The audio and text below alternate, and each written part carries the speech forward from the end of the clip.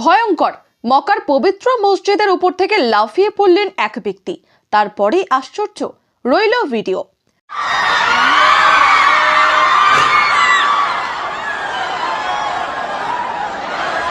Saudi আরবের মক্কার পবিত্র গ্র্যান্ড মসজিদের উপর তলা থেকে লাফিয়ে পড়লেন এক ব্যক্তি। ভয়ঙ্কর কাণ্ড। সেই ঘটনা দেখে সঙ্গে সঙ্গে তাকে বাঁচাতে ছুটে যান সেখানে দায়িত্বরত এক নিরাপত্তা কর্মী। দুহাত উপরে তুলে লাফ দিয়ে পড়তে থাকা ব্যক্তিকে ধরার চেষ্টা করেন তিনি। সৌদি আরবে ঘটনাটি ঘটেছে গত বৃহস্পতিবার 25শে ডিসেম্বরের দিন। নিরাপত্তা কর্মীটি পবিত্র গ্র্যান্ড মসজিদের নিরাপত্তা রক্ষার দায়িত্বে থাকা স্পেশাল ফোর্সেস বা বিশেষ বাহিনীর একজন সদস্য। স্তম্ভিত করে দেওয়া মুহূর্ত ওই স্পেশাল ফোর্সেস এর পক্ষ থেকে বলা হয়েছে, এক ব্যক্তি উপর থেকে পড়ছিলেন, তাকে বাঁচাতে গিয়ে আহত হন একজন নিরাপত্তা কর্মী। দুজনকে চিকিৎসার জন্য হাসপাতালে ভর্তি করা হয়েছে।